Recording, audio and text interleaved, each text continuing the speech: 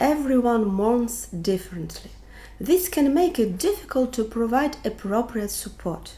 Grieving process is not a straight line. A person may feel better one day, be cheerful and talkative, and be depressive and quiet the next. It's good to realize that for grieving people their world stands still, while daily life continues as usual.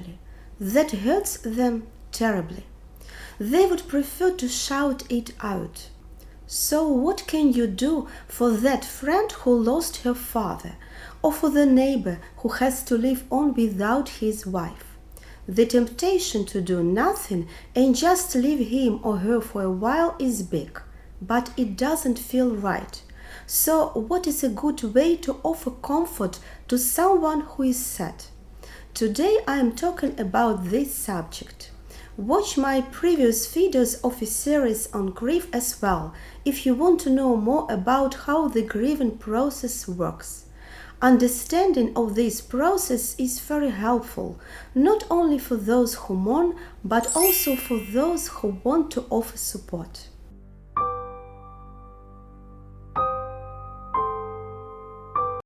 The way a person experiences grief depends on the way a loved one died.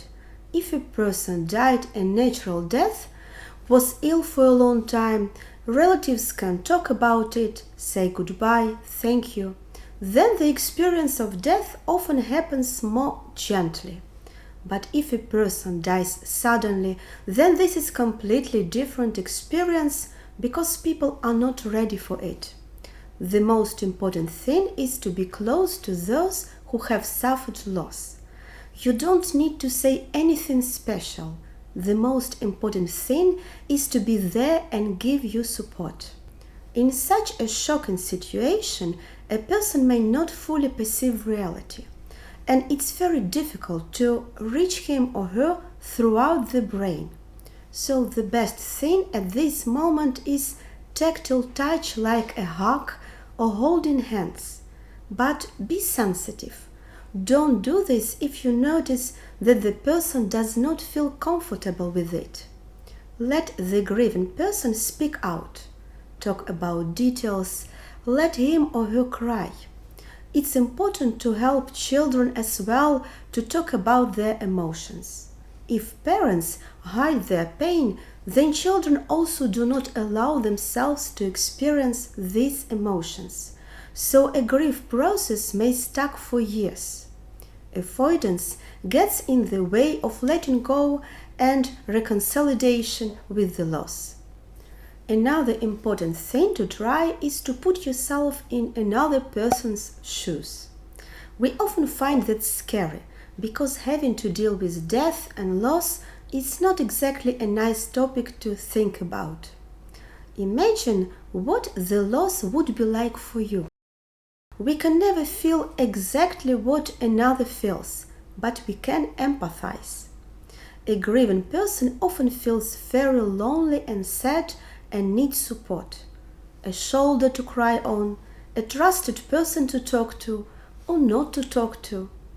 By being there for someone, you make the grieving process just a little bit less difficult.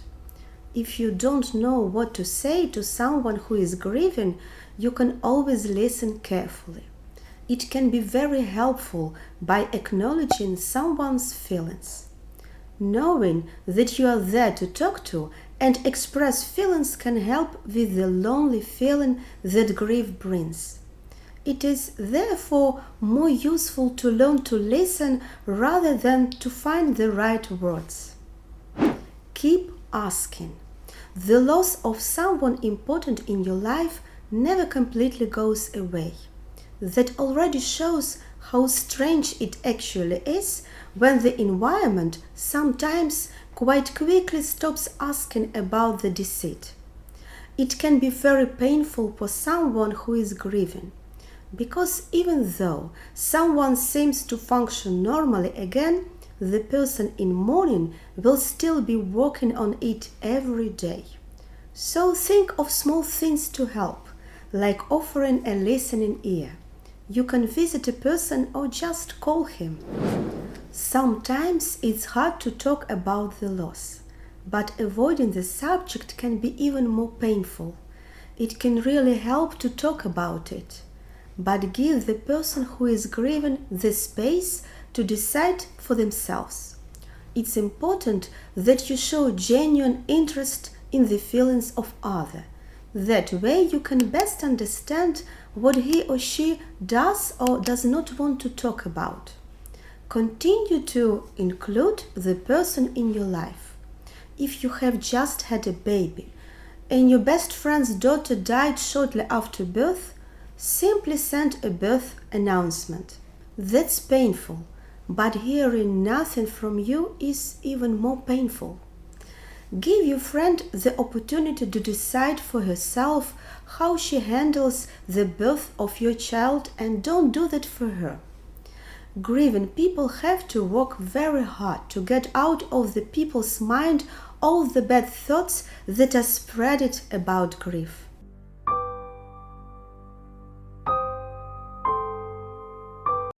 The death of a loved one takes its toll on people, and it's often difficult for them to ask for help. By being attentive, you can help someone who is grieving a lot. Ask if you can help with the specific things, instead of saying, "Let me know if you need anything." Think, for example, of helping with the household. Take your family member or friend with you to do something fun. Bring food alone, look after his or her children, or help arrange the funeral.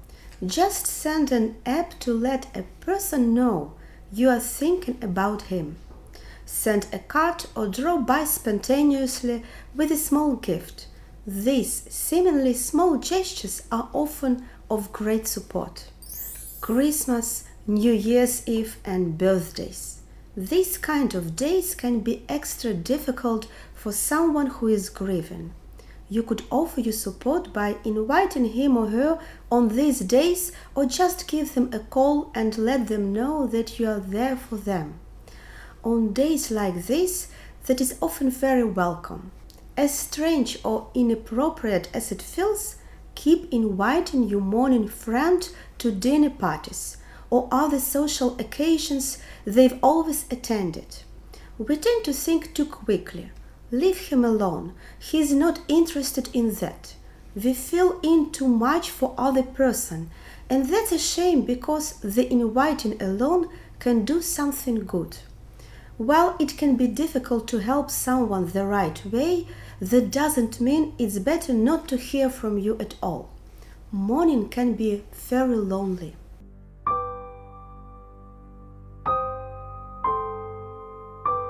Someone who has suffered a loss can often use support.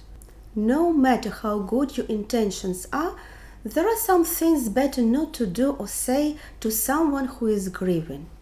Certain statements can come across wrong or make it more difficult for someone to express grief. For example, it's better not to assume that you know how the other person is feeling. Thinking you know how someone is feeling can make you say the wrong thing or underestimate how hard it is for them. In this case, it's better to listen without judgment. Listen instead of advice. Don't ask how you are. Ask how you are now at this moment. And listen to the answer. Do not fill in anything. Statements such as "life goes on" or "time heals all wounds" can come off the wrong way by a grieving person. These kind of statements can make the person feel as if there isn't enough space to feel sadness, and they just have to go on.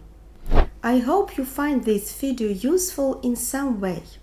In the meantime, don't forget to like, share and subscribe.